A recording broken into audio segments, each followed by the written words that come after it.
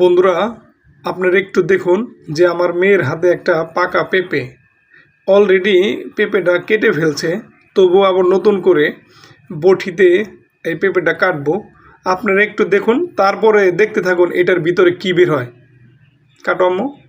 হ্যাঁ হ্যাঁ, বাস দেখুন, এই পেঁপেটা কাটা ছিল। মেয়ে আমার দৌড়ে আসছে যে বাবা একটা আশ্চর্য জিনিস দেখো। দেখুন এই পেঁপের ভিতরে এই যে একটা পেঁপে, মানে এই পেঁপের ভিতরে পেঁপে হয়েছে, এটা আসলে আমার জীবনে ফার্স্ট।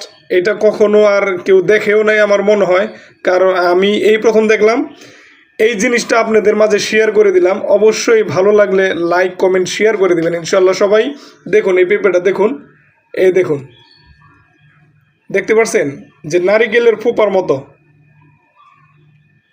এই দেখুন,